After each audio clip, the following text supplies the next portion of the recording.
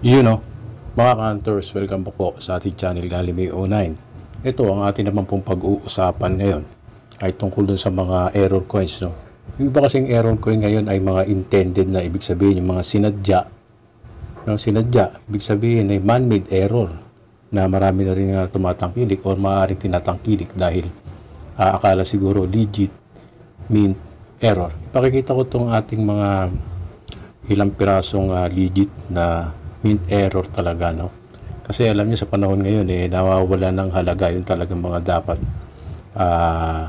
nabibili ng magandang halaga katulad ng mga legit mint error na maraming klase ng legit error. Kagaya nitong isang itong piso nito na tinatawag na struck through grease error, no? Ito naman yung 10 piso din na ganun din, struck through grease error, kaya siya parang nangulubot yung kanyang surface, no? Kasi nung pag-struck nun meron yung grasa. Ito namang isang 1 piso na ito ay rotated, no? Rotated ay error kasi yung reverse niya nakaikot ayan, no? Nakabalagbag yan, digit rotated ay error. Ito namang isa ito yung 5 piso na ito. Pakita ko sa inyo, no? Yan, dito sa bandang ito meron siyang dumoble yung letter R at P. Ayun, no? Yan, tawag naman dito ay mechanical doubling error. Ito naman 10 piso na ito. Ayan, meron siyang sumobrang base dito sa araw. Ayun, no? Yun, yung tinuturo ko na yan, no? May base line doon sa araw. Error ko hindi niya. Ito yung mga legit error coins, mga hunters. Ito naman 5 piso na ito. Ayan. Meron siyang parang tinagpian dito, no? Tawag naman dyan ay CAD error. Ayan, yung part na yan, no? Yung parang pinalansya o tinagpian nga, no? O maumbok. CAD error yan, Yan ang mga legit error. Na dati ay maganda pa ang presyo niya pag pinupost sa mga group, no? Ito namang isang ito, medyo maganda na rin ang value nito. Yung 2017 10 piso na ito na RDE din, no?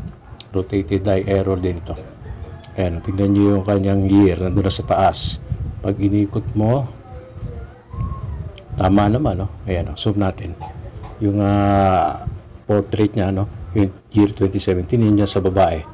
Pag inikot mo siya, nakabaliktad na yung reverse. Parang English series na ang naging year 2017 na 10 piso na ito. Ganoon din, kung itatama mo yan, ayan, tama, no? Pag binaliktad mo, yung reverse naman ngayon na nakabaliktad, andun na yung gear niya sa itaas, no? Yan ang mga legit na dapat ay ating pong tinatangkilik nung hindi pa nauuso yung mga intended error na kasi na yan, Hindi natin alam kung sino man nagpapakalat yan, Intended. Papakitaan ko kayo ng sample, no? Para matutunan nyo kung paano umispat ng intended error. Ito yung reverse at reverse. Ayan, ngayon, ganito yun, mga ka-hunters. Ayan, so makinig kayo mabuti, no? Intended error na masasabi ko ito. Ayan, sapagkat ang tawag nila dito, pinalalabas na ito ay double struck error. Kasi dalawa, No, talagang literal na naging dalawang barya ito. Pinagsama. Bakit ko mo nasabi? Kung ititignan mo, sabi nga nila, double struck. Dalawang beses na struck, no? Ang palatandaan dyan, una-una, kahit double struck yan, dapat yung planchet niyan ay round na round pa rin. Perfectly round pa rin dapat yan. Ito hindi, no? Sinadya pa rito sa bandang right side na ito na kunwari ang tabas ay hindi pa bilog, no? Hindi po pwede yun kasi ang chamber, kapag nag-struck doon mismo sa chamber na pag gumagawa ng barya, ano yun, parang piston. Gumaganon. No, bumabalik yan. Perfect pa din dapat yan. Pwede lang umikot yung planchet. Halimbawa, pag struck ng ganon, hindi agad naka-release yung planchet at na-struck ulit. No? Double struck. Pero dapat, ito turo ko sa inyo. Itong portion na ito, yung portrait ni 5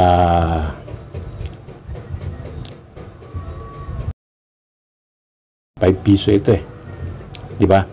Ayan, dapat kahit na-struck yan dito sa part na ito, andun pa rin yung portrait, yun mawawala. Nung magsasanib sila, para siyang die class. No? Hindi mawawala ang script. Madadagdagan pa ng script yan.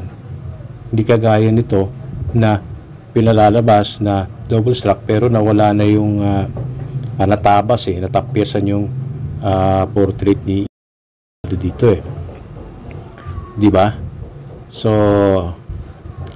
ayun ang isa sa palatandaan. Tapos tignan nyo itong part na ito, no, yung pinakalinya kung saan nakarugtong yung barya. Meron din siyang rim. Ibig sabihin, dalawang barya ito na idinugtong lang, hininang. No, hininang na yan kasi may rim siya. No, kahit ma-double struck yan, ganyang ayos yan, hindi mawala ang walang rim yan. Dapat ano lang siya, script lang siya. Walang rim. Dapat malinis. Nuggets nyo yun mga ka-hunters, no? Dapat magsasanib lang yung kanilang mga die. Hindi para siyang magmumukhang dalawang barya na pinagdugtong at hininang. At yung tabas niyan, sabi ko nga, round na round pa rin yan. No, ganun din sa kanyang reverse. No, ganun din na magiging itsura niya sa kanyang reverse. Kung na double struck yan, siyempre yung reverse nun, ganun din, magsasanib din yung kanilang mga script of legend or yung die. No, hindi magmumukhang dalawang barya. No, ito sa tingin ko to hininang kasi meron pang ano dito sa halatang dalawang barya ang ginamit dito. Halatang halata. Hindi po pwedeng mangyari, walang proseso na mangyayari ito. No, kahit sa Amerika, pag pinag-aaralan nila yan, sabi nga nila, baka maaaring yung empleyado daw, ginamit yung mga makinarya nila doon para gumawa ng mga ganyang klaseng error. No, ganoon din dito sa atin, pwedeng ganoon. O pwedeng sa labas ng Bangko Sentral ng Pilipinas, ginagawa ito. Alam niyo naman dito sa atin, magagaling gumawa yung mga Pilipino ng mga tumalikhain ng isip. Kaya lang, dito sa coin industry, pinalalabas nilang error, maliwanag na mali. Di ba? Mali yun. Paano kasi ikakalat yan, tapos sasabihin, error yan. Bibilihin ng mahal. Di ba? So dapat pag tumagal ka na sa coin industry, dapat huwag mong hayaan na mapaikot ka nitong mga tiwali sa coin industry. Dapat mas marunong ka na kasi tumatagal ka na So, huwag mong hayaan na ikaw ay mapapaikot. So binibigyan ko kayo ng idea para alam nyo kung paano na tumingin ng mga intended error at mga legit mint error. So mag-iwan ng opinion mga kantes. Hanggang dito na lang. God bless. I'm out.